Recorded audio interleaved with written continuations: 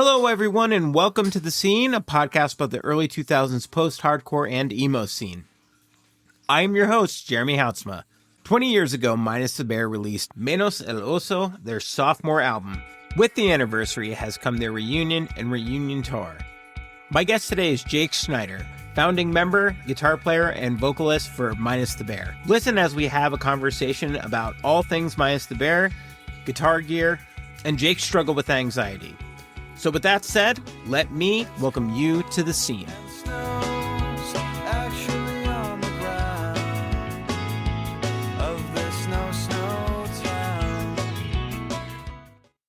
Just really quick before we start, man, is there anything that you are kind of like, you've been doing a lot of different interviews and podcasts and stuff like that. Is there anything that you're just kind of like, I'm tired of talking about this shit. I don't need to be asked this anymore?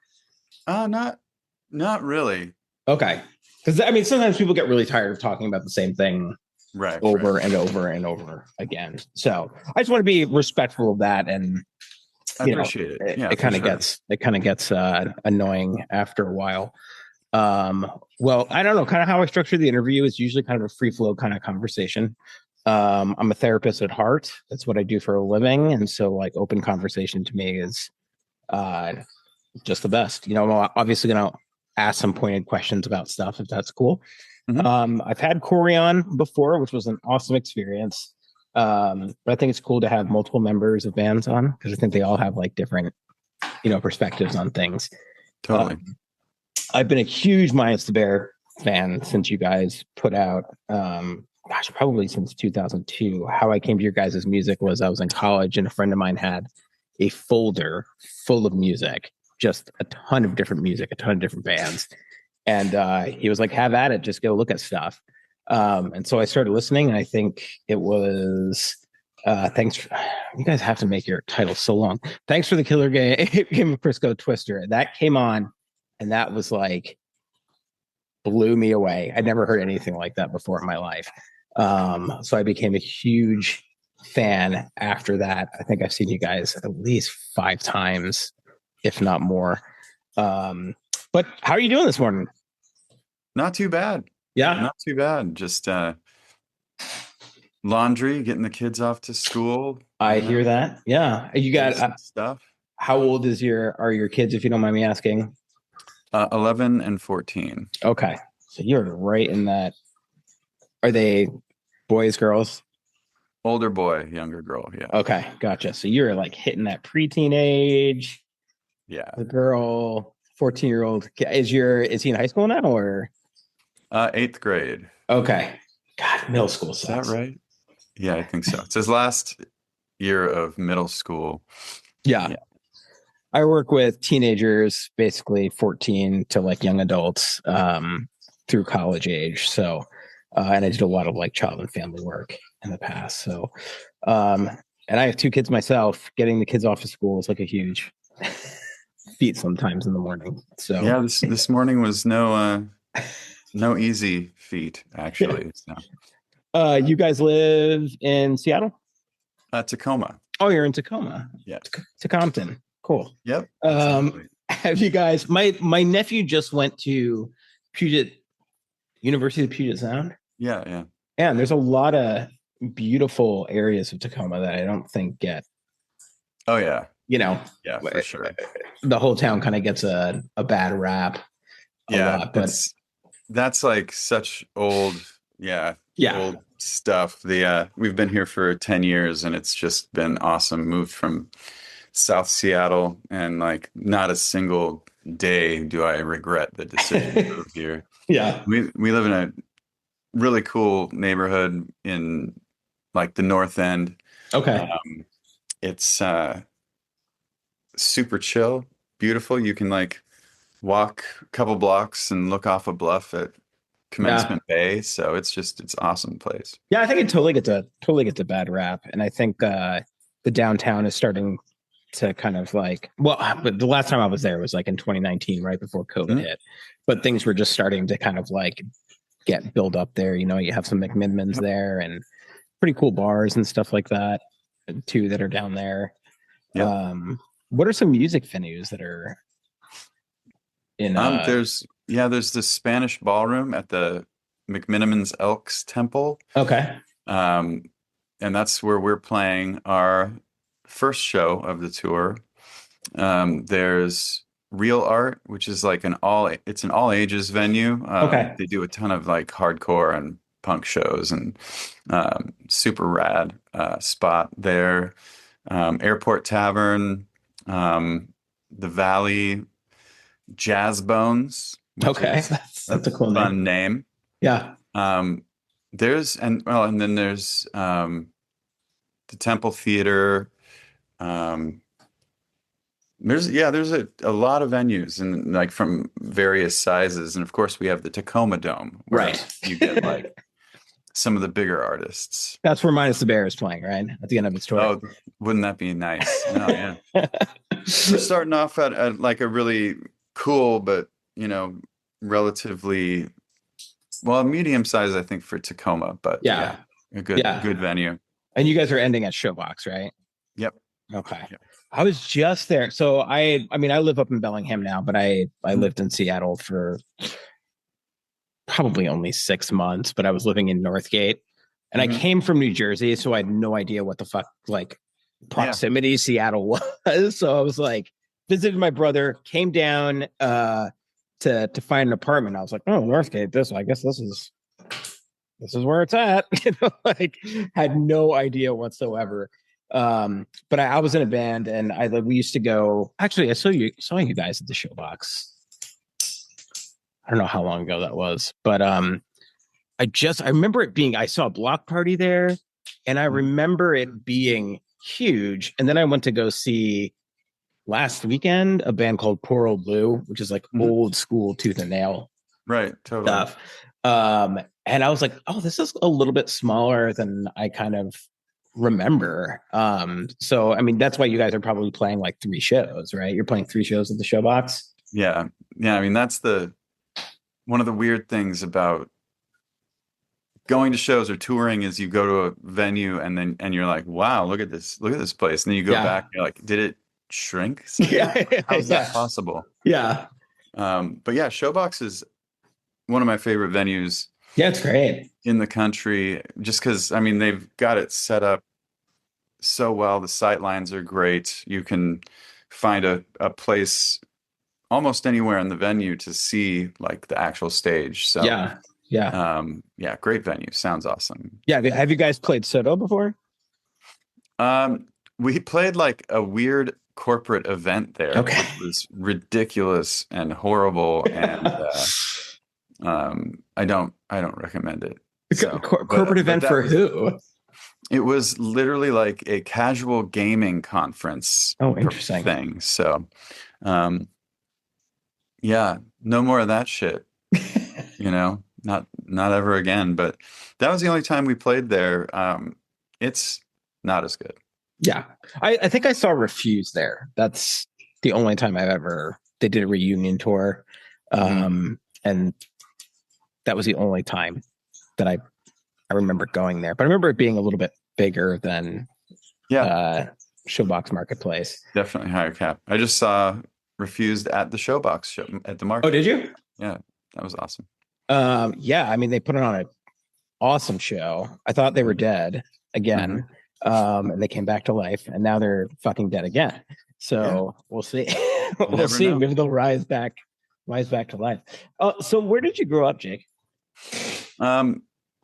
Most of the time in Woodinville, Washington. Okay. Yeah. Did you do you have brothers and sisters or? Older sister. Okay. Yeah. So you grew up in Woodinville. Was your childhood like what kind of music, or like was the family into music? Did your parents play anything?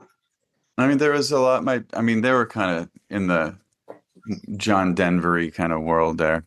Yeah. And maybe a little, I don't know, Jimmy Buffett or, whatever. Yeah. Nothing terribly exciting for me. And let's see, earlier in my life, it was kind of more like Guns N' Roses or some Metallica, and Beastie Boys, like, and then got into skateboarding, and that leads you into punk rock Yeah. and SST records and um, like Bad Religion and just all these different, like SST is incredibly eclectic, so a ton of Yeah. different music from there. Yeah, skate videos, snowboard videos, always had incredible independent punk rock, post-punk type music. Um, and then also some like, Eazy-E and NWA and, Yeah. a lot of maybe even some Too Short thrown in there. Okay. Might have been a little too young for that, but I think so. I'm Two Live 41. Yeah. Two Live Crew. Yeah. That would be those kind of things, like having kids. I would be like, how would I approach hearing that Right. coming from Right. the room? But yeah, it was, a lot of variety, but How did your parents approach that coming from your room? I don't think that they ever heard it really, Okay. which is great. Yeah. But they knew about all the punk rock and all that kind of stuff. So Yeah. I think I've talked to a bunch of people on here where skateboarding culture was how they got into that scene. I think I was talking with Chris Higdon from Elliott, mhm. and he was kind of talking about that. I think there was skateboard culture and in Kentucky that time, and it seems to be like a big in route into getting into punk and hardcore. Like it almost is like synonymous, kind of with Yeah, each other. yeah. Um, You'd get Thrasher magazine, and they'd have yeah, a list of you could order like a JFA record or something like yeah, that. yeah. So when did you first pick up a guitar? Probably when I was about 12. Okay. Did you play any other musical instruments before that? Um, Saxophone in fifth grade band, and then my parents forced me into some piano lessons, which now I wish I'd have taken a little bit more seriously. But It's a really great foundation, right, for musical yeah, theory in I don't know if general. it helped me at all. I think I'd forgotten all of it by the time I started playing guitar. Yeah. So yeah, unfortunate. What made you switch to guitar? This the watch like playing punk or listening to punk rock music and Yeah. being exposed to music where I thought, oh yeah, I could do that. I could figure this out. Yeah. You got your power chords and it's kind of really Yeah. play fast. That's kind of like all you need. Yeah, exactly. Yeah. Do you remember what your first guitar was? It was a red Squire Stratocaster. Yes. Good. Good Yeah, pickup. don't recommend Strats to any beginning guitar player or most What would you recommend? medium, average guitar players either. What would you recommend? Um, a Telly's good. Yeah. Yeah, a Telly's nice and basic, and not a lot can go wrong with it. If a Right. kid is um, young and starting out, you can, knock it over, throw it across the room, and it's still probably going to be relatively in tune. So, what is this? What is this unrivaled hate for the Strat? It's the particular kind of like wiggle stick it's got, like the floating tremolo bar. It makes everything harder. Like doing any kind of like unison bend or whatever. Yeah. And the note you're trying to match is constantly like detuning as you're trying to. Sure. You have to bend that a little bit, and tuning can be difficult if it's not properly set up, and it isn't the easiest guitar. I know some guitar nerds are going to be like, "Oh, that guy doesn't know what he's doing," and that's the point. Right. Yeah, that's my point. Yeah. You're making me feel bad. I have like a custom Strat here, and I just sold like a killer 20. It was a 2011 57 reissue, and it was super rad. It's just, and I have pickups are noisy, man. That buzz. What's that? So the pickups are noisy. That buzz, man, like that comes Yeah. off of it. Yeah, and Hard to deal with. I have an Ibanez Tallman Strat style guitar, but I had a Telly style bass, brass based pickup put into the bridge section, and I think I might have decked the trem, so kind of helps out. I think hardtail Strats, let's go. Like that's cool. I saw it. Did you just get a new guitar? Yeah. Yeah, I got an Ibanez flat five, I think it's called. It's Okay. a Josh Smith signature model. Yeah. I feel like when I was so I started playing guitar 14. My brother, so I have an older brother, he's about 4 years older, and his first was a not a Les Paul custom, just like your standard Les Paul. Which I put on now, and it's so fucking heavy to play. Beautiful guitar though, but I mean, like I remember like your starter kind of guitars. I think his first was like a Yamaha Pacifica. Those I used to want one. Yeah. Those are rad. Yeah. You could put stickers on it and just like not give two shits about it. Yeah. But I think I got an Ibanez. That was like my first guitar, just kind of standard Ibanez. But like your beginners were like the Squires, early Ibanez. First real guitar was an 89 Les Paul Standard. Nice. And it has been, I played it for a long, long time, and then sold it to, I think it's either Mark Gadgetar or Johnny Whitney, one of the Blood Brothers guys. Okay, yeah. And it's kind of made its way through a few people. That's pretty cool. And our friend Corey Alfano, he is the current owner, and I'm borrowing it from him. Nice. Right now. You want to see it? Yeah, totally. Hold on one sec. This is some nerd stuff. It is.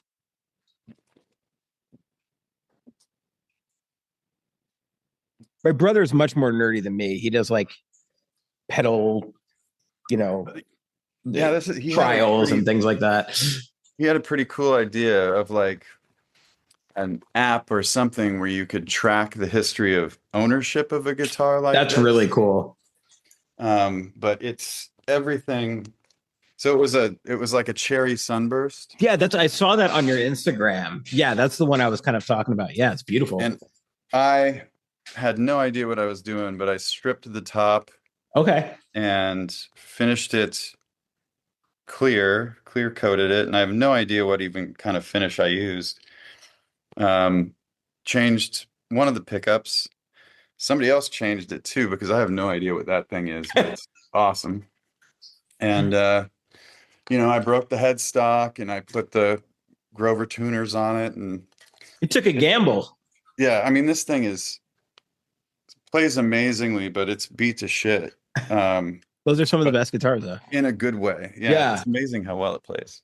My brother his midlife crisis, and like my sister-in-law was like, if this is as big as your midlife crisis is, like I'm down. He bought I think it's a 1942 Gibson acoustic.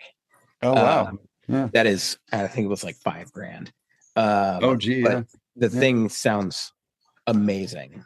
Like the wood, everything on it is just beautiful. Like the tone on it.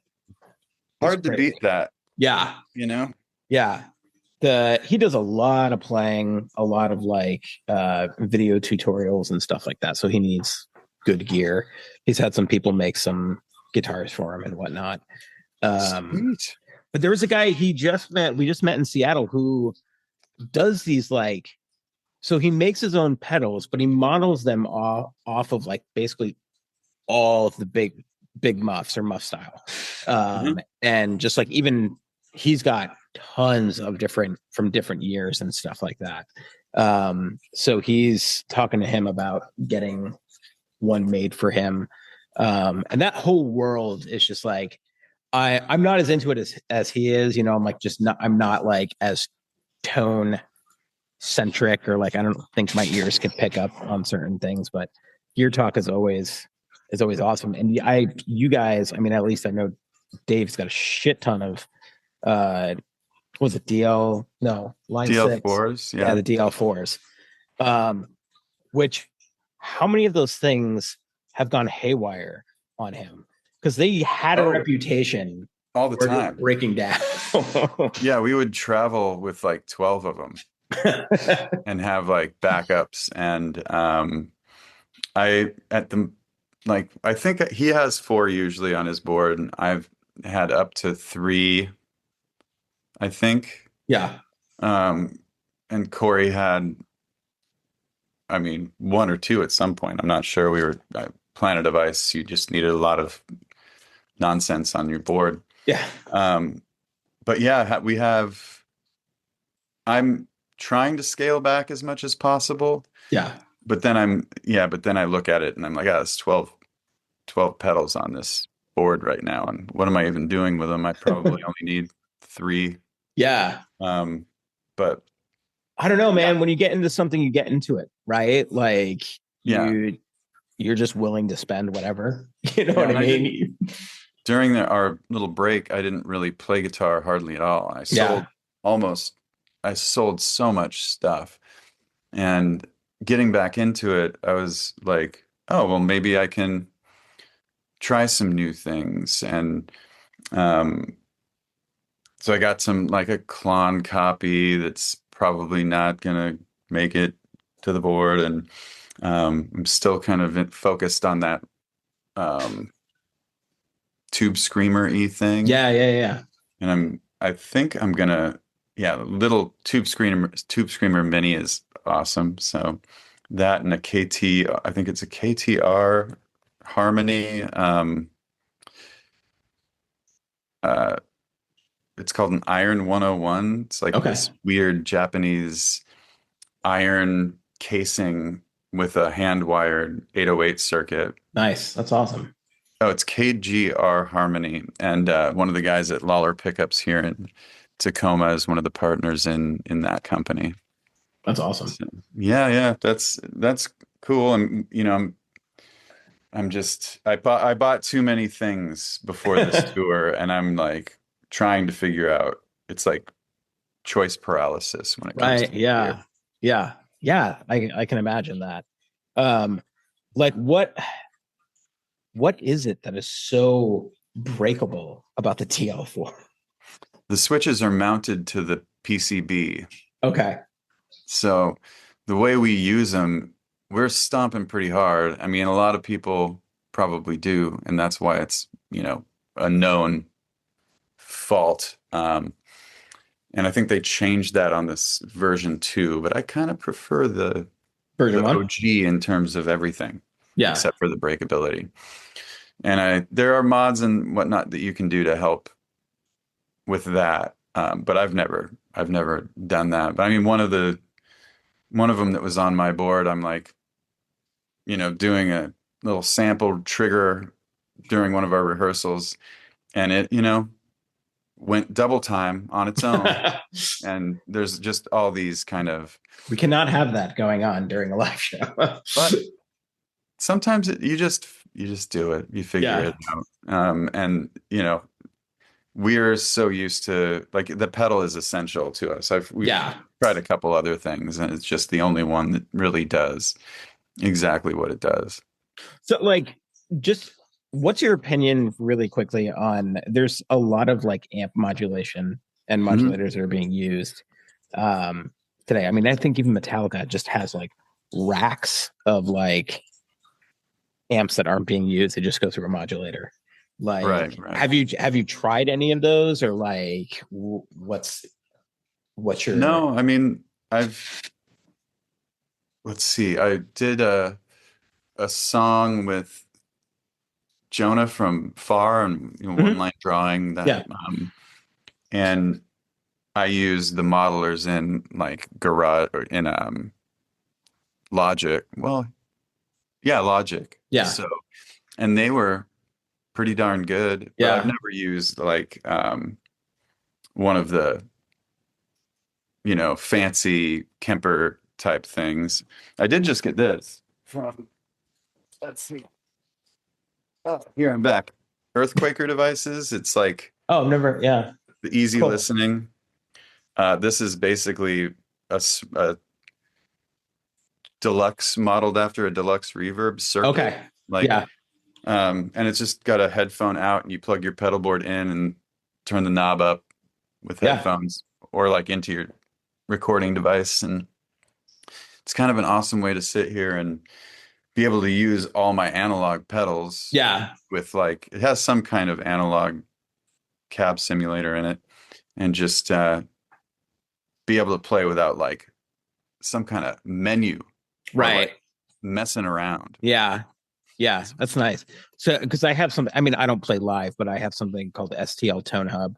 And it's, I mean, any model you can kind of think of, but they have presets and they're all from different producers and different musicians. So, like Kurt Ballou from Converge has a whole thing of like his favorite tones and stuff like that, and it's really cool to use. It's pretty crazy, and they have pedals on there, and they have all sorts of shit. Yeah, I mean, I'm definitely not against it, and people have been like doing um, that kind of silent stage for guitars, and yeah, you know, I saw Weezer years ago, and they had no amps on the stage. interesting. And I was like, that's if you're gonna do it. I mean, Right. maybe they had amps under the stage. I don't know, but if you're gonna do it, like the dummies seem a little irrelevant. Yeah. And like making your text do that seems cruel. Right. No yeah, that does seem really anybody. cruel. But I actually jokingly mentioned it to Dave at some point, and he's just like, "No." Hard stop. I know. You got to have something that can fail. Right. Yeah. That's the too true loud way. and can fail. That's the true rock and roll way. I mean, something kind of, I don't know, something kind of, there's something kind of like, not nostalgic about it, but like something gets lost in translate. Like if things are too good, right? Like you hear a lot of like old producers kind of talking about, you know, everything is so digital or so perfected to a T that like live recordings where bands would just play. Like there's something kind of like lost in that. And there's some sort of magic that kind of happens within that. You're never going to get the same take, right? And especially when you're, I guess, going on to tape and stuff like that. Did you guys ever do any albums on tape, or was it all digital? How Highly Refined Pirates was 24 track 2-inch tape. Yeah. Okay, cool. I remember just when my brother started recording something. I was there for like a session he was doing, and digital recording had just come out, and the switch was like big, but it was also like incredibly slow too. Yeah. You know, just because it was how much RAM it was using and all that stuff, and it was a big deal when it came out. You know, I had these old kind of like the monitors from like I don't want to say like Apple computers, but kind of like the old like tube monitors for computers and stuff like that coming out. It was kind of wild. Kind of wild to see. I started on ADATs. Okay. Well, I started on, you know, a Yamaha cassette tape 4-track. And then my first upgrade from that was getting a DAT recorder, and I would bounce 4 tracks to the DAT and then back to 2 tracks of the 4-track. Yeah. And then got an ADAT and basically did the same thing with 8 tracks to the DAT and then back.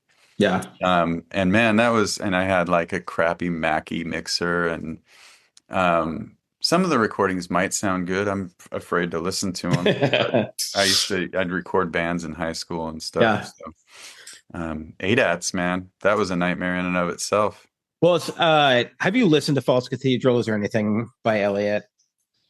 No, not really. No. So there's a lot of like sampling within it, and they're an awesome band. You should check them out.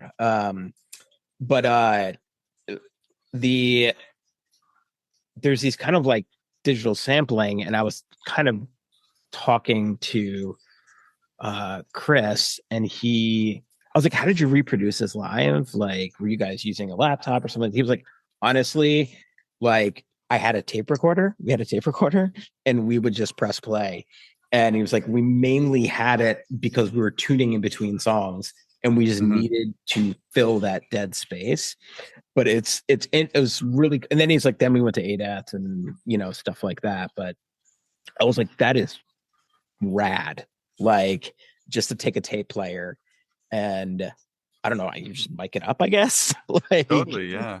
and just play their interludes and stuff like that. But yeah, I'm really curious about, like, you know, you're probably around, if you're in Winneville, you're probably like, how old are you when the grunge scene kind of starts? Well, let's see. We're talking probably late 80s, mid to Early late 90s, 80s. So I yeah. was about that 10 Okay. and 12 years Yeah. old when it was kind of kicking. So you start, or yeah, Sharks Keep Moving, and that is 98. Yeah. Okay. I had What's like State Route 522 before that. okay. What what's the scene like in 98 in Seattle? It was great. You know, Yeah. we had a lot of good all ages venues on the east side and in Seattle. So we would be playing like the old firehouse in Redmond. Ground Zero was a all ages venue in Bellevue. Um, but yeah, I mean, so many of the people in the Velvet Elvis in Seattle, you Mhm. know, like so many of the people that we came up with that we used to play those shows with are still playing in bands Yeah. professionally. So Yeah. it's just it's kind of insane how um, successful of an endeavor all of that was. I Yeah. mean, even like kids from the East Side um, are still doing it. You know, that's Yeah. your um, you know, Sunny Day Real Estate or Yeah. you know, Modest Mouse and just a ton of bands. It's kind of crazy. Yeah. So I mean, like, were you into Sunny Day at that point? I mean, is that something you kind of got into? Yeah, yeah. When they came out, like the first time I saw them was at the old firehouse in Redmond, and I don't remember, they weren't like headlining or anything. It was super early in their career. I'd never heard of them. Hmm. And I was like, who is this band? Like Sunny Day Real Estate. What kind of name is that? Yeah. I'm one to talk. My band has to talk. But the but they were like insanely good. Like totally, you know, blew blew us away at that very first show. So How did you kind of get into like the mathy type of music? Like, what were some bands that you first listened to that you were like inspired by? I got into a lot of Midwest stuff, Okay. like um, Joan of Arc Hmm. or uh, Kinsella stuff. yeah, and let's see, June of '44, Rodan, even stuff like Drive Like Jehu had Hmm. elements of that. Um, uh, Don Caballero, Yeah. just a lot of like touch and go, um, Drag City, the let me see what else was going on back then. Even like Rachel's still in that same world. Um, Shellac. I mean, it's there's so many bands. Like it's hard Right. to even recall a lot of that era of influence. Like Metro Shifter, Giant's Chair. I mean, I can just keep saying words over Yeah. and over, like long lists of words. Was there something about that music though, or just that grabbed you that was just like, oh, this is really fucking cool? Yeah, Or yeah. like, I mean, it's just like the kind of like transition from um, the more straight ahead punk rock into kind of that post rock, post punk world where it's still maintained, a lot of it still maintained that rough edge. yeah. Um, Oh, I've got to mention Tortoise as well, but like, yeah, kind of, you gotta, and then added a sense of beauty to it, you know, like Yeah. if you go from like, you know, Rodin into some of the June of 44 stuff, you can see where it kind of, where it brings in these even more melodic and quiet parts. And yeah, there's the whole loud, quiet, loud Yeah. from back in that day too. So, um, Did you go yeah, I think that see? it was like a way, a new kind of, and even, you know, Soundgarden, Unwound, a lot of the Seattle stuff too. Nirvana wasn't some three-chord punk band by any Right. means. Yeah. Um, so hearing something with a little more oddity to it, like Yeah. strange things that were unexpected, was kind of the attraction there. Yeah. Did you guys? I'm just curious. Did you go see American football on their first reunion tour? No, I never really got Never really into got into American them. football. Yeah, yeah. I swear. I I mean, I like it. swear. I love it now. I mean, those guys are amazing people. I love, you know, seeing them and hanging out and whatnot.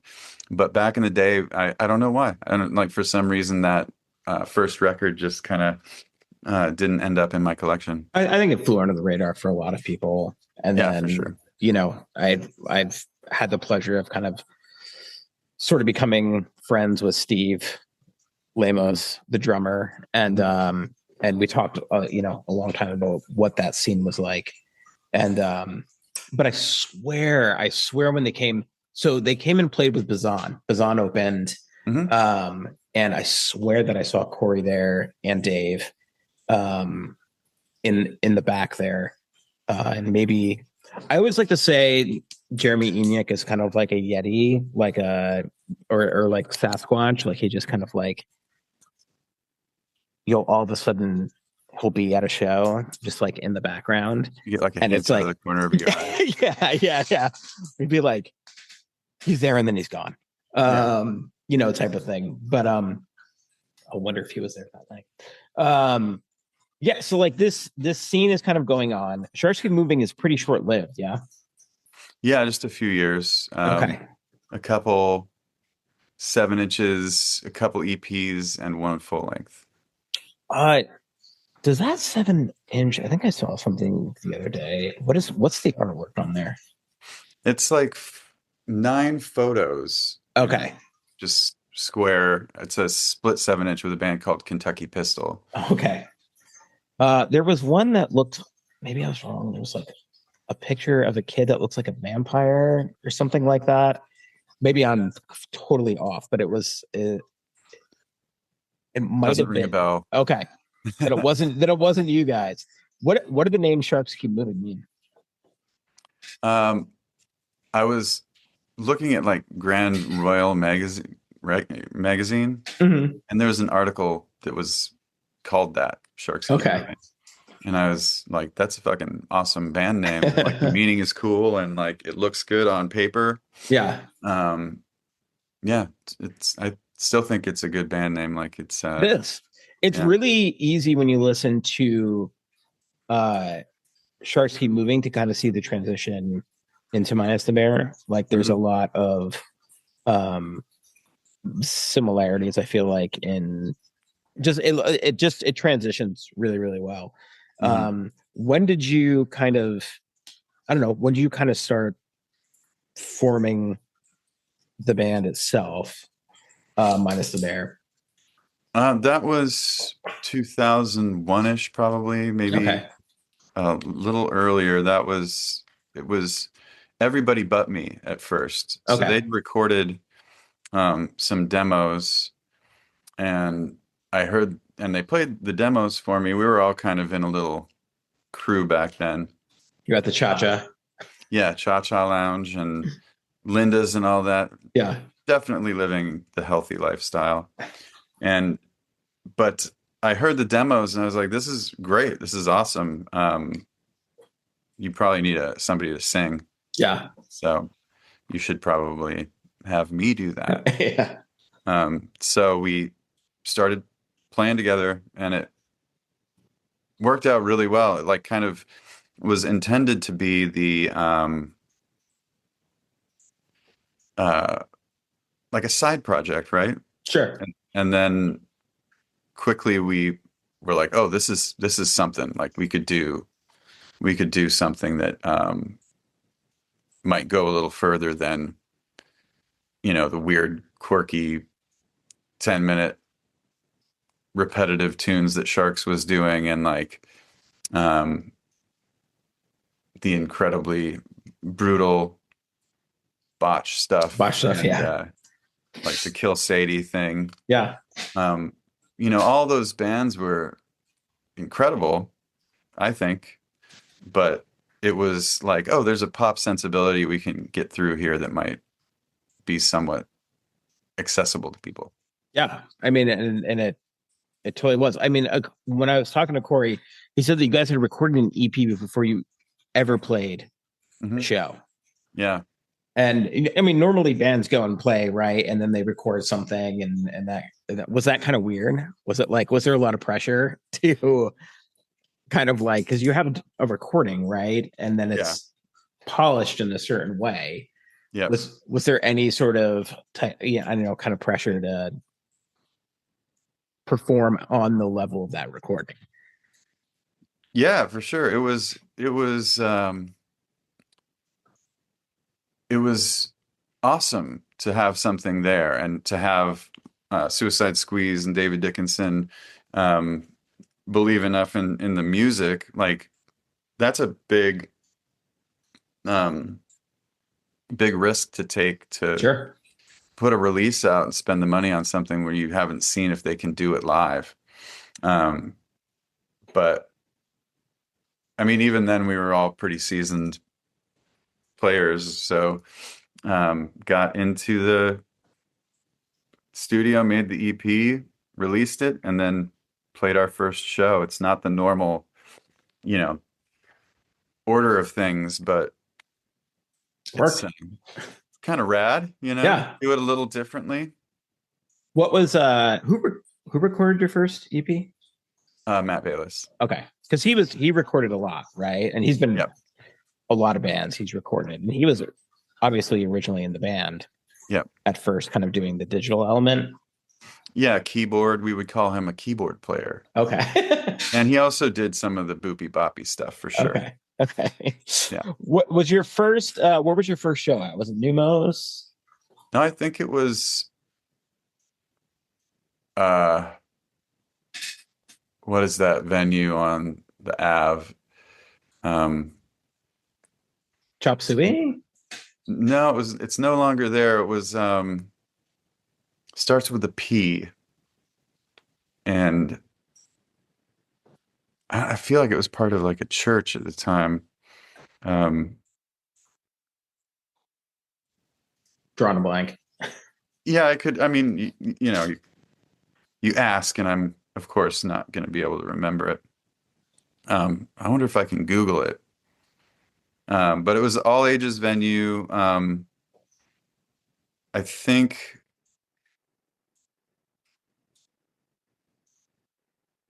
well, I don't know. But Doesn't that was matter. one of our first ones. We played like Fallout Records Okay. quickly thereafter, and um, played with um, Built to Spill, like opened for them pretty quickly. So we got a lot of really good, cool opening slots Yeah. right away. So Was there a buzz about you guys before you started playing?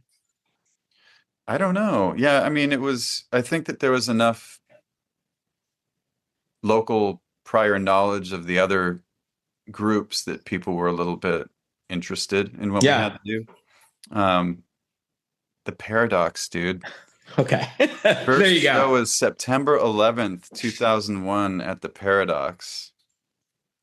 Uh That's crazy. Yeah. yeah. 3 days after the big day. Yeah. Um Yeah, that is kind of crazy. What? No, that is the day. That's not right then. That's totally, that's the first show for sure. But it was not on September 11th. September 11th. Yeah. Who's keeping track of this shit? September 14th. Yeah. September 14th sounds more correct.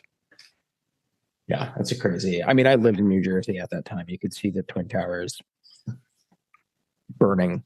Yeah. From like my street. You can kind of oversee the horizon, or whatever. Yeah. Through the city at that time. So it was 24 years to almost to the day. That's crazy. Because like what? Menos el Oso is now how old? 20 years. 20 years. Okay. Yeah. Don't trust this AI generated Google. How annoying is that? It's the first thing that comes up. Yeah. And like you automatically just kind of go to it and you're like, forget about the rest of the. I know it wasn't on September 11th. Yeah. But I said it because it was in the text right here. AI overview, you lying piece of shit. So you guys start playing around and like Highly Refined Pirates comes out. Like, what was the process like for recording that? We got Steve Fisk to record, local legend, producer, engineer. He recorded a ton of records that I loved, like Some Unwound Stuff, Tree People, just a ton of stuff. Yeah. Maybe even like Soundgarden. I don't know. But he's like an old school dude, like, try to do as much as you can in the take. And we were doing on tape. And it was I think that some of that raw process comes through in that record. It's just not as polished as Oso or anything after it. Yeah. Which usually that necessarily wasn't your first. That was your first full length, right? Right. And I feel like there was a lot of bands. Like I think like Coheed and Cambria's first album is by far my favorite album because of the rawness of it. Yeah. And the lack of polished. I think there's a certain type of like that rawness that kind of draws you in. So, I mean that album, when it comes out, do you guys start heavily touring then? Yeah, we started touring as much as we could back then. It was we wanted to do it, so we tried to do it, and did it as quickly as we could, and took as much time as we possibly could to get on the road. Because I remember, so I was living in New Jersey at the time. I came to visit my brother in Bellingham. And I think I told you this, but he was like, what's one thing that you want to do while you're here? And I was like, Minus the Bears playing at the Pyramid Ale House. Oh, yeah, totally. That show. And I want to go see them. And so we traveled down, and you guys were playing just like literally under a tent, just outside the brewery. And I think Helio Sequence either opened for you or was after that. And I remember very well going up to the merch table and talking to the person at the merch table. And I was like, so I kind of, came down here, like, and I'm from New Jersey, and you can tell the guys that like, I sort of technically traveled from New Jersey to go see this band. Mm-hmm. And she was like, well, I'm one of the members' wives.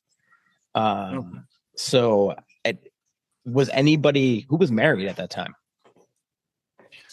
I was not. Well, yeah, during that show I was married. Dave was married probably. And that's it, I think. Okay. So these are one of your wives. Mm-hmm.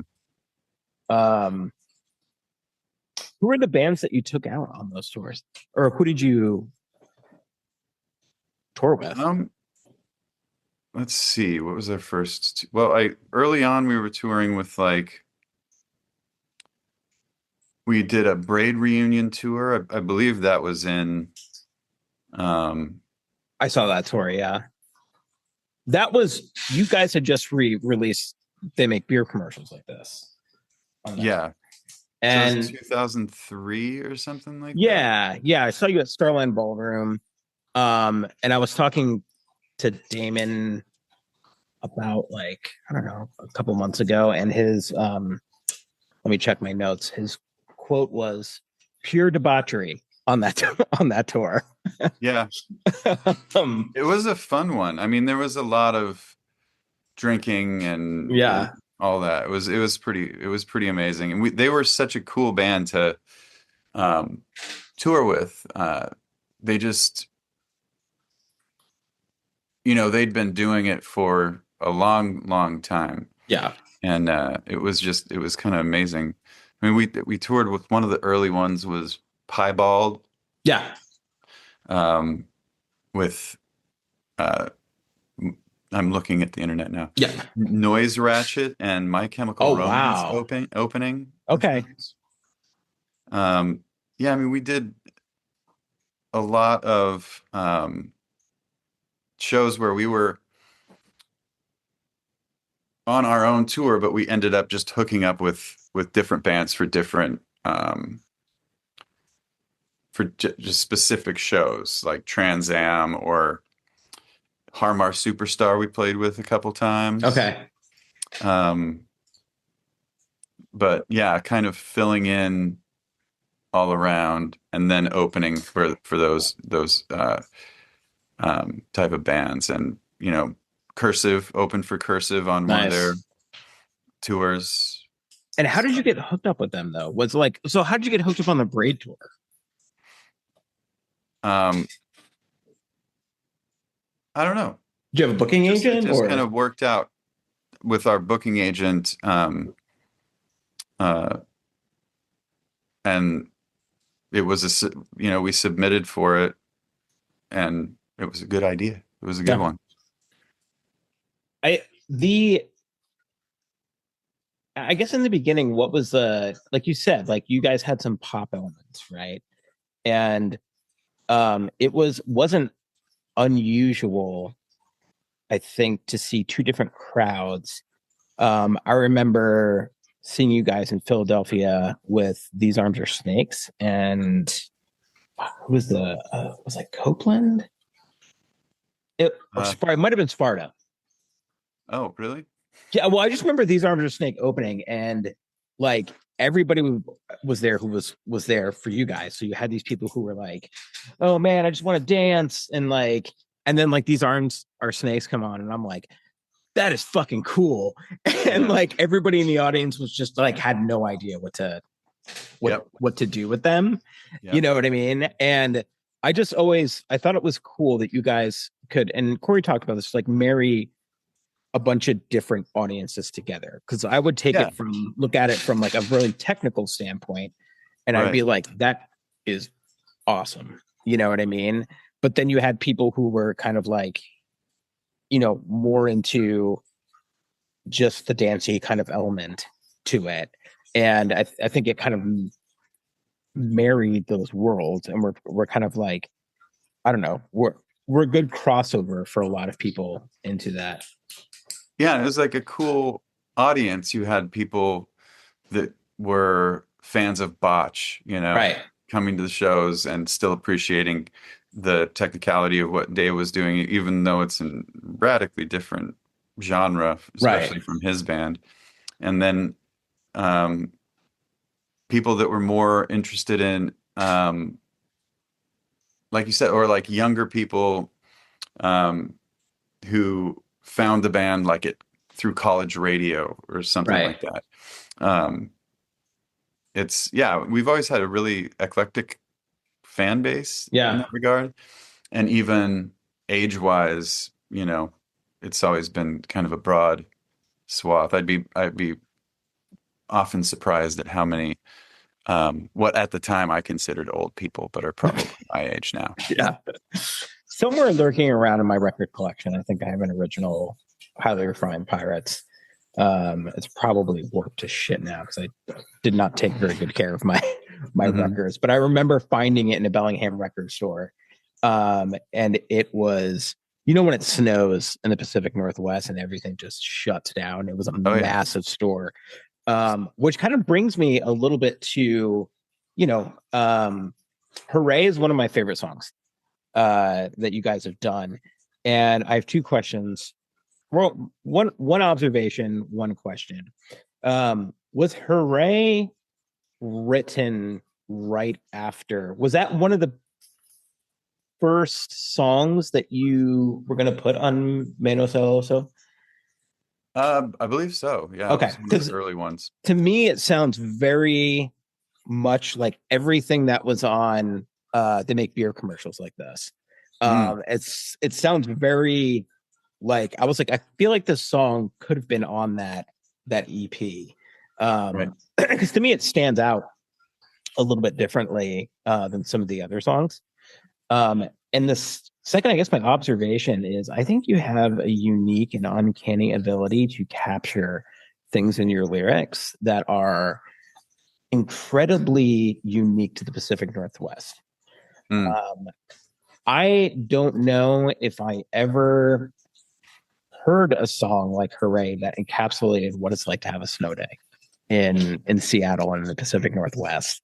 And there's something that's so cool about that to me, because if you have not experienced that, like, it's just a unique kind of experience. And it's special when it snows, right? And like the whole city just shuts down. I don't know how many other cities there are that end up like Seattle on a snow day. Yeah. Like and especially on Capitol Hill. Yeah. Or, you know, where we were on that specific day. It's like mayhem, like nobody's working. Yeah. You know? Like maybe people at Starbucks are still slinging coffee and whatnot, but yeah, it's shut down. And, people are sliding down Denny Hill on couches and stuff. Yeah. And cars, unfortunately, crashing into other cars. Especially on Capitol Hill. In that way. And like, we're like, also things like Pig War, right? Like, who the fuck knows anything about the Pig War unless you're from the Pacific Northwest, which, like, I'm not originally, but like, you go up to the San Juan Islands, right? And there's, you know, you can go see the barracks and all that kind of stuff. I'm just kind of like interested where you draw. I mean, you have so many albums, dude, but like, where you draw your lyrical content from. It's usually, like I say often, it's usually like snippets or like moments trying to like get that feeling rather than necessarily like every little detail. It's like you get enough detail where you can put yourself in the moment. But it's like I see some of it like kind of a how do I see it? It's like a moment, almost like a series of paintings or a triptych or something like that, where you have a scene that's like more of like a tone sometimes than like a specific story. But like, I mean, "Hooray" is like got a lot of detail for the, like, kind of a narrative thing. But yeah, oftentimes I'm just trying to convey the tone or the moment of something, and, you know, being specific as possible to get people into that mindset. Yeah. And like, is there certain, you know, you're talking about tone, is there certain like emotions that you're going for? in that, or is it just the emotions that you're feeling at the time? It kind of reminds me of like a snapshot, right? Like you're Yeah. taking a snapshot of time. And is there something, do you write the lyrics for yourself, or do you write the lyrics to evoke something in people? A little bit of column A, a little bit of column B, or Yeah, a little bit of all of it. yeah, Yeah, for sure. I mean, yeah, yeah, or like, um, yeah, snapshot. It's like, or like a memory of something, and you've got like a little photo book and you're kind of going through it and going, oh, yeah, yeah, remember that? yeah. No, I think it's. I mean, I think you do that like super well. Like I said, Hooray is one of those that I can remember. Like I go back to a very happy place thinking about like, having off work, or, Mm, like you said, drink, or just any times where you're just like with your friends drinking in a bar, you know yeah. what I mean? Or something like that when it's cold outside. And, Yep. um, There's you not know, like a lot of songs about heartbreak. You know what I mean? yeah, yeah, yeah, yeah. It's like Yeah. Well, about yeah, the being in it, you yeah, know, rather than, this love song stuff. I mean, there's love songs, but they're like about um the scene of it. Yeah. right. Or just like, gosh, what is that? I can't remember the name because your guys' names are just so Dumb. Yeah, I know. bad. We That's fixed what it later in the day, man. Yeah. that's what no, I think they're awesome. I think it's what made it unique. At the same time, when I was talking to Corey, he was like, it kind of got annoying that people were just asking more about the song titles versus like the content of the songs. At least that was his perspective, Yep. especially in doing, like interviews and things like that. Yep. But like you have on Highly Refined Pirates, like you have a really good snapshot in time of what it's like to be in Europe, right? Right. And sitting on a park bench that's older than your country and things like that. But if you've gone to Europe, like that's the experience. And so it's like, to me, it's really cool that you can encapsulate a moment that brings other people in, but also is a personal experience to you, Mhm. right? That you're snapshotting, like, sounds like going out with your wife and Mhm. like having wine and just kind of like sitting and enjoying the scenery and the franticness that goes along with seeing everything in Europe at the at the same time. It's not a leisurely vacation, you know what I Yeah. mean? Yeah. By any means. So I think that's, I don't know, that's what draws me to the music as well. But I would imagine that's what it draws a lot of people into Mhm. as well. Because Menos el Oso is a snapshot in time for you too, right? Yeah. What Yeah. you're And we're over in. still like, there's still like that Europe um narrative there, and a lot of, San Juan Island, and um yeah, that kind of stuff. And then some like, fictionally stories, fiction stories and things too. So, Planet of Ice gets, I mean, obviously, okay, so you guys are touring off Minnesota. So what made you decide to do that, to like get back, and like what inspired you guys to get back together? Was it specifically that this album is turning 20 at this point? well, um we hadn't talked about it at all. We got an offer that was pretty good from Best Friends Forever Festival Yeah. for the first one last year. And so we got on, a call, or we got an email, and just kind of tested the interest. Um, It's such a fucking stacked lineup oh too. yeah. Like So it's yeah, and crazy. our agents talked to Dave and then sent the email out to everybody.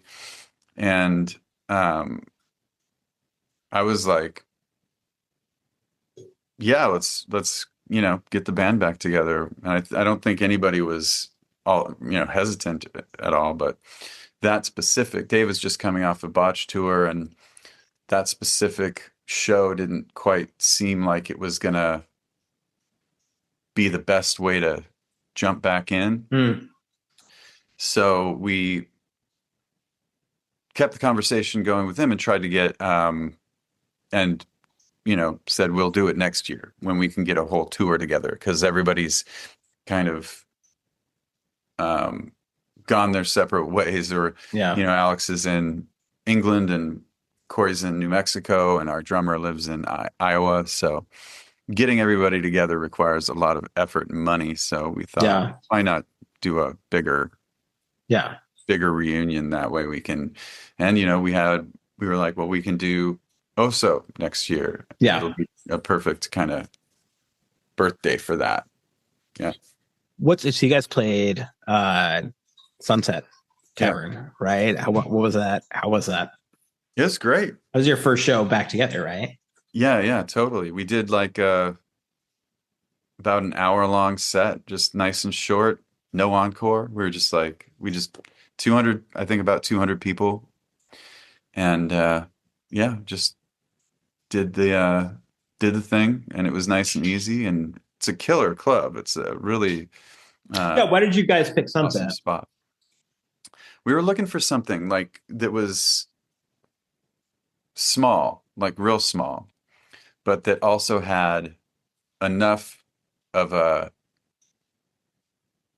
had like a decent sound system that wasn't just small and junky, like something that would be easy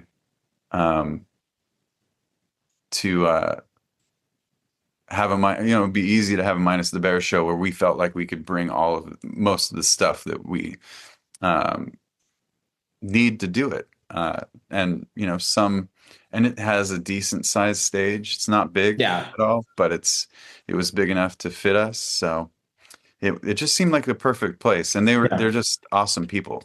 And we'd never played there before. So. Oh, okay. Yeah. You guys, I remember you guys playing Bellingham once at the Nightlight. I don't even remember who opened for you guys. I'd seen a couple different, Jeremy Enoch played there. But like, what's the deal, man? Why aren't you coming up there? I think we might have played the College up there too at some point. It's just difficult to play the area and not play Seattle. Yeah, it's a cross through, right? Usually from Vancouver, right? Into Seattle. Well, yeah, and then it's a day where you're adding in between Seattle and Vancouver. Yeah. So yeah, it's unfortunate. I'm just messing with you. Unfortunate placement of a town there, bud. Yeah, I know, but you can't. I don't know. I can't beat it. I was living in Portland Vancouver up until June, and it pains me the amount of I was living in Vancouver, so it's like you want to go into Portland, you want to go see Shitless. It's 20 minutes away.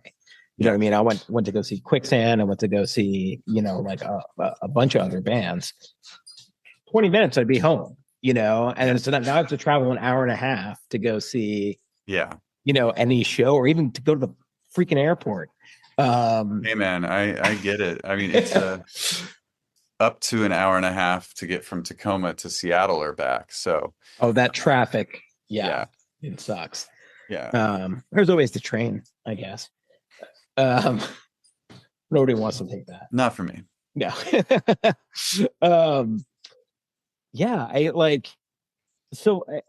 You guys have what, like an 18-year career? Yeah, it was 17 years, I think, until the last show. Yeah. How like, how do you take a group of you guys had member changes, right? And were those member changes pretty seamless? I know Aaron was probably a big part of you guys for a long time. Was it hard to incorporate new members, or did it flow pretty well? I mean, both the drummers we toured with, our second drummer was the drum tech for us, so he knew a lot of the stuff already. And Josh, our current drummer, was in Into It Over It, who we toured with, so we already knew he was awesome and easy to get along with, and was a fantastic drummer. So Evan and I used to work at a punk rock record label together. I interned there. It was basically us selling CDs on eBay. Like that was the extent of it. But him and I, yeah, we worked in South Jersey together, and that was like it's been a little crazy watching his his kind of musical route, because he was in a band before that called The Progress. And South Jersey had its own, Philly had its own scene kind of going on. But yeah, I mean, it's a super small world, and that was like, oh hey, I worked with Evan, and I mean, you guys are taking them, or they're playing a couple shows, right, with you guys in Chicago. Yeah, totally stoked for that. So what about, because you had Matt first, and then you had to incorporate his parts, or somebody playing his parts as well. Yeah, and then Alex was friends with Corey from high school. Okay. And moved out to Seattle. He helped with recording Oso.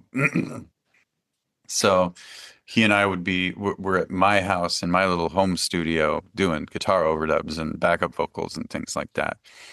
It was another situation where we already knew him and we liked him, and he was okay with, how, I don't know, he was a guitar player, right? He is a multi-instrumentalist, but I don't know if he would consider himself much of a keyboard player. But he definitely filled his shoes, right? Like he's done a great job, and he's a great singer, so having him be able to do backup vocals and all that, that type of reinforcement's been awesome. I'm curious, being like a dad and a husband myself, what touring is like when you have a family. Like, is that pretty difficult, or? Yeah, I mean, it was, let's see, toured with when I had kids from 2011. So that was, 7 years or something like that. It was a good bit of time. We did take some time off. There was a bit of a rough patch after Omni. But that was one of the it was tough to leave the family, leave the wife with the young kids and having to deal with all that on her own. So yeah. What was it like for you? Was there a longing to be back home, or was it like, this is my job, this is what I do? You know what I mean? It kind of comes with the territory. Yeah, it was all of the above, It was difficult to be away. It was still fun to be on tour, and but that was one of the main reasons for me to stop, was to spend more time with them, because Jackson was 7-ish by the end. Yeah. And my daughter was 4 or 5, so it felt like time to spend time with them while they were aware that I exist. Yeah. Yeah. I guess for you, when did you know it was time to wind down? I mean, there were a couple times when I didn't really feel like comfortable with doing it. But like definitely around the Voids era of things. So 2017-ish, 2016. I mean, how do you think you sustain bands break up all the time, right? And they break up for whatever reasons, a lot of them relational or differences of opinion in music. What do you think was some of the key to success for you guys to have such a long career? It was a collective goal the band was something that we all wanted to have. When we wanted it to be successful, we were always driven. It was um, this kind of mutually beneficial situation. For the most part, we got along. Um, but like having that shared drive and goal was the thing that I think kept us going. Yeah. What was it like to transition, I guess, out of doing that kind of full time and then into uh, civilian life, so to speak? Yeah, I mean, for me, it was pretty easy. I was just so ready to be done. Mm-hmm. That it was, yeah, I was pretty going through a lot of anxiety at the time. A lot of it centered around leaving the Yeah. family and whatnot. So it was just, I think maybe easier for me than some of the other guys, just because it was felt so necessary. Yeah. Um, yeah. Just, I mean, I'm just, I'm a mental health therapist. So, I mean, like when Mhm. you say anxiety, what did that look like for you? Like really deep apprehension of like I would like if we had a fly out show or were any kind of tour or whatever, I would spend like the day or two before like feeling like almost puking with anxiety, Mm, like kind of yeah. nauseated like dread of going. Um, but yeah, that was uh yeah, it was kind of a rough time for me mentally back then. And it really centered around the family and leaving and um, not wanting, just didn't want to be there. Just Yeah. didn't really want to do it anymore. I knew I didn't want to write any more records. It was became a relatively painful experience, Mm, and things just got a little too. And I also wanted to end on a high note. yeah. I didn't want to ride the wave back down and start playing like smaller clubs, and I'd seen other bands having to do that. Um, just felt necessary at the time. Um, yeah, the anxiety continued for quite a while after that, but Yeah. found the right uh, shrink and the right drugs, and things have been somewhat better. Yeah. I just went through a period of, I mean, I'm a therapist, right? I'm supposed to have my shit together, apparently.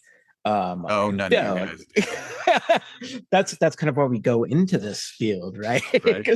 But I went through it really, I mean, I'm still coming out of it, a very intense period of anxiety where it didn't matter. Every Hmm. day was torturous with anxiety. And some of that had to do with trauma. Some of it had to do with, just my system being like, you can't fucking do this anymore. Like anxiety is that wave or that rush of adrenaline, right? That's kind of like, I'm trying to protect you from something. Yeah. And you know what I mean? Like it doesn't make sense all the time. You know what I mean? Like, and it it will try to protect you whether you want it to or not, right? And Yeah, then and it was the like getting back, and then the anxiety is still there sometimes, and then you're yeah, like, oh, maybe it's not totally connected to the band. yeah, Maybe there's like something bigger going on. Um, and then, I had depression diagnosis before and anxiety. And I mean, there was a time that they were dabbling in ADD for me. And then and then finally found a guy that was like, oh, I think you have bipolar. Like, I don't know, whatever the good one is. Of the is two, there a good bipolar? the better one, the better of the two. And yeah, and like back then I was just smoking a lot of weed, and he was like, I'm not going to treat you if you're going to continue smoking weed because Yeah, it actually does have an effect. And then so I stopped and got on like the right meds for bipolar, the good one, and then everything kind of improved, you know. Yeah, I think one of the main for bipolar is lamotrigine. That's what yeah, that's the one. Which that's something I take too. I'm not bipolar. I'm not diagnosed with bipolar, but it did help my anxiety quite a bit. But it's interesting because it's an anti-seizure, right? Yeah, exactly. It's an anti-seizure. And it's one of those things, I think, for people that you can take it for a while and then be like, oh, I feel fine. Do I need to do this anymore? But that's what you're doing. Yeah, that's why, you know, it doesn't give you any feeling when you take it necessarily. It doesn't it's not like ADHD meds where you're gonna you can feel it when you're starting, you know, to take it or whatever. But it's a subtle improvement. But you know, I feel like great drug. Yeah, I mean, I don't know how comfortable you are talking about this, so I don't really want to dive too much into it. But you know, for a while there, like for anxiety, and I'm still kind of coming off of it, but you know, oh God, one of your songs says Ativan won't kill. Well, we know a lot more now, and that it will kill you if you stop at cold turkey. And I mean, I know you were like not meaning that not medical advice. Not medical voice, but advice. But like I had to go on lorazepam just to sleep, and because like my anxiety was so bad, and a lot of people there's like an epidemic of people taking like Xanax, lorazepam, these kind of short acting, you know, central nervous system suppressants, and then your body becomes dependent on them, and to wean yourself off of them is like insanely difficult. Even like depression, SSRIs, and like trying to get off that without feeling like the kind of shock sensations in your spine. There's all these very strange effects of getting off of some of these drugs. So one of the things that's really interesting, because I had to go through a lot of just different information on this stuff, is that like it will, if you stop some of these medications cold turkey, like lorazepam, those kind of benzodiazepines will kill you if you stop, and their withdrawals can be worse than like heroin. And there's like millions of people that take this on a constant basis, but it's very relieving for anxiety. And you know, there's some good to it, but there's also like a nasty side of it. And I enjoy talking about this stuff just simply not from a therapy standpoint, because I've lived it too. And I think it's really important for people to know that they're not alone in this. You know what I mean? Like, it can be a really isolating type thing, you know? And like the idea like of there are people that still seem to consider it like a moral failing if you have to medicate yourself, and you hear a lot of people being like, well, why don't you go, you know, take a walk in the forest? Or like work out or improve your diet and whatnot. And they just don't seem to understand what the problem actually is. That's part of it, right? That's like, those are coping mechanisms or tools or things like that. It's funny because when I work with teenagers, they're so overaware of mental health issues now that like when somebody says anxiety, like I have depression or anxiety, I'm like, I have to know what you mean by that, right? Like, unless you've had a panic attack or unless you've had physical anxiety that is so overwhelming, right? Like it becomes a word, right? That doesn't, I mean, there's a difference between an anxiety disorder or major depressive disorder, the disorder part of it versus just kind of feeling depressed or just kind of feeling anxious. Right. You know, in that way. And it's become so,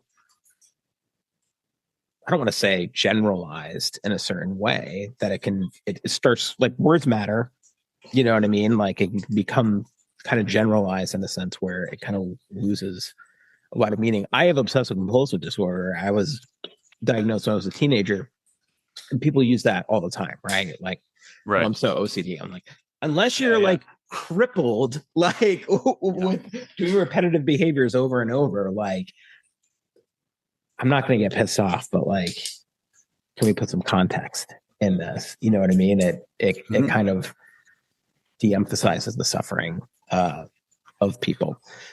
Yeah, totally. In that way, you know. Yeah. So I just have a couple more questions for you, Jake. I really appreciate you talking about that. I was able to talk about that with Damon too, kind of the sobriety journey and dealing with anxiety. So I really appreciate that.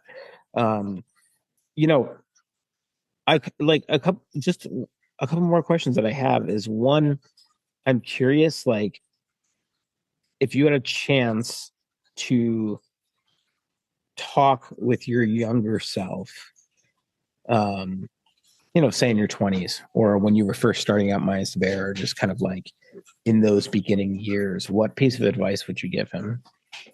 Or what would you want him to know? I would, I would, I would, I would tell him to tone down on the partying and you concentrate a little bit more on the professional while you're out there, like Yeah.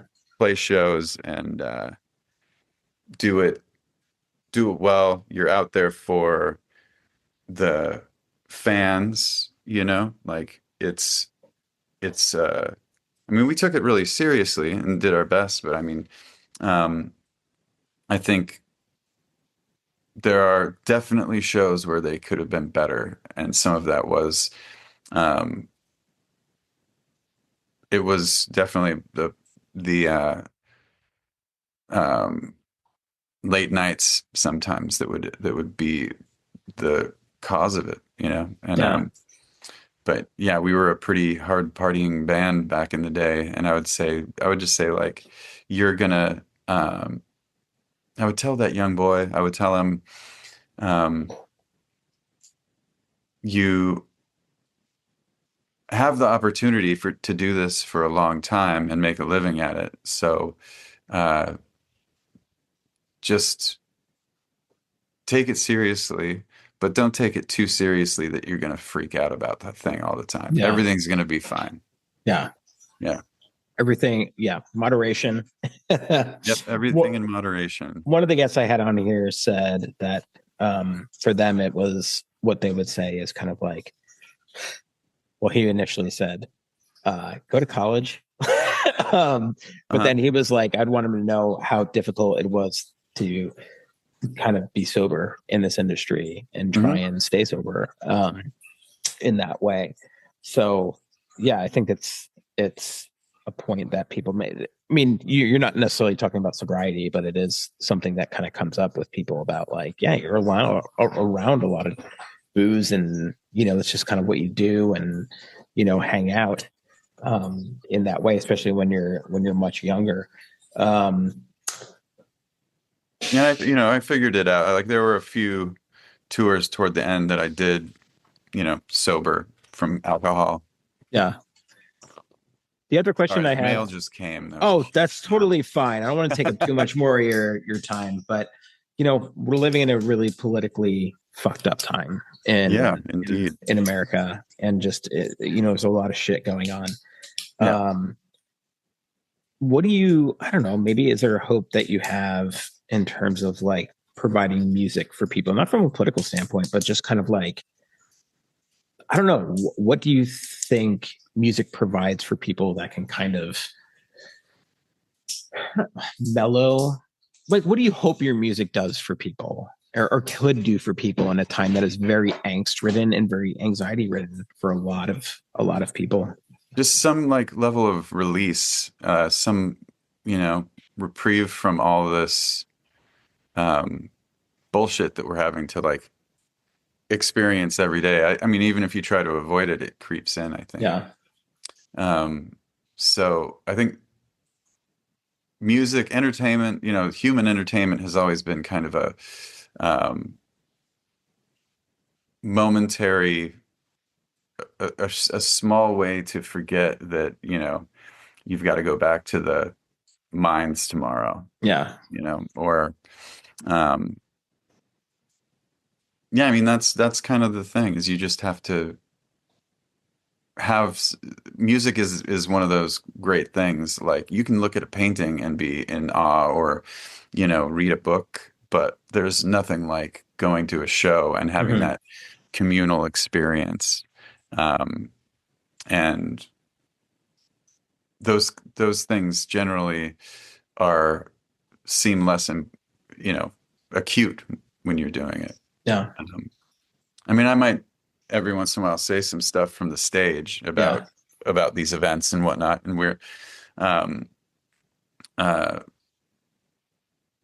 doing some of what we can. We're having a voter registration at what shows we can get Awesome. people out to volunteer for that with headcount.org. Cool. So, uh, and hopefully that's helpful for people too. But yeah, I mean, it's a very noisy time. So Yeah. for whatever reason, a noisy show helps with blocking out the other stuff. Yeah. And it's cathartic Yeah. too. I think like when I went to Furnace Fest, the first one that happened right after COVID or during COVID, it was just kind of this release for everybody. Mhm. Which I don't know if you know about Furnace Fest, but Oh it's yeah, we've played it before. yeah, and it was just a lot of catharsis. That was like we're all sharing that in this experience, and right now a lot of the other stuff that's going on like doesn't need we don't need that right now, you know what I mean? Like we just want to Mhm. kind of commune in a certain way over something that we all kind of like enjoy, like you Yeah. said, kind of just put down everything else that is kind of going on.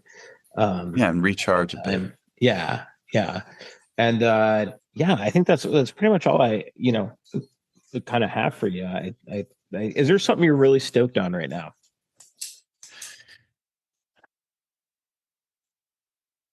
Um, I mean, just music. I'm like, I don't really, music in general is kind of what I'm stoked on. Being able to discover like, um, new artists and have it become this more organic way of doing it. I mean, um, going to the record store back in the day was relatively organic too. Yeah. But you didn't have the ability to kind of swim through a certain genre and like go, okay, I'm going to save that. I'm going to save that. And, you know, being able to hear anything is great. And I'm really into hi-fi and um, having really nice sounding reproduction of music. Hmm. So it's a very kind of um, uh, it's like an experience when I'm listening here at home with with the Yeah. gear I have and the ability that it has to reproduce detail. It's like a little brain. It's like that, it's like going to the show almost. It gives you that um, escape and whatnot. So uh, Are there being bands able you're to, stoked on right now? Are there bands that you're just like, I mean, yeah, it's just they come and go so quickly in a way, and I think yeah, that might be one of the downfalls of the sure. streaming world. But one thing that I just discovered that's pretty amazing, this this duo called Blank Gloss, and they're kind of in that. I don't know if you've heard Sus, this kind of atmospheric, almost country, Oh, interesting. real slow guitar kind of stuff. Uh, it's pretty amazing. But I mean, I've recently, for the past few years, been super into everything, British band and Japanese house um, and just a ton of electronic music. So uh, rediscovering some stuff too, like um, karate, and Mm. threw on the American Analog set, Know by Heart, the other day, and was like, oh man. So good. But it's almost, there's just too much. There's a glut of music, right? Like Yeah. that. Yeah. Like you said, and it's hard. Like I've talked about this with other people too. It's kind of like, it's cool that you can make stuff and put it up there.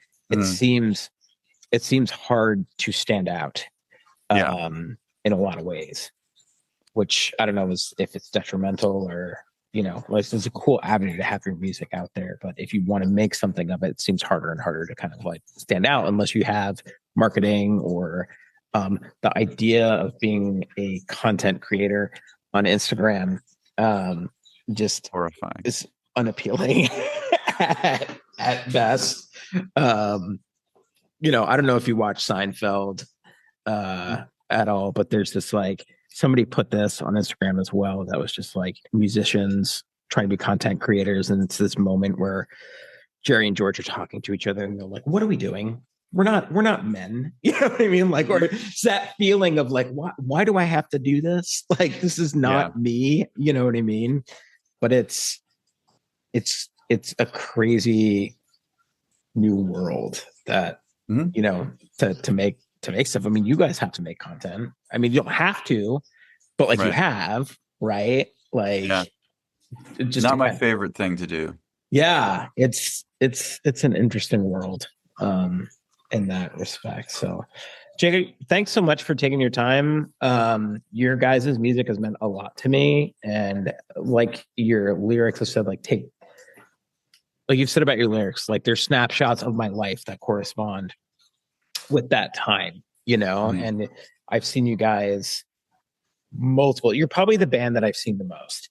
And I've just enjoyed your guys' music so much. So I never take it for granted that I get to talk to people like you and that you even take the time to do this. So I just want to say thank you again for coming on. And yeah, man, I appreciate it. Yeah, thanks for having me on. Great conversation. Yeah, with that, I'll let you go. All right, man. All right, thanks, Jake. Yep, thank you. Take care. Bye. That does it again for another episode of Welcome to the Scene. I'd like to thank Jake for coming on again and geeking out on some guitar gear and talking his career in life. We have a bunch of new episodes in the pipeline right now, so if you like what you hear, follow us on Spotify or whatever listening platform you like to use to catch any and all new and past episodes. You can also follow us on Instagram at The Scenecast or check out our webpage at www.thescenecast.com. Again, thanks for listening, and we'll catch you next time.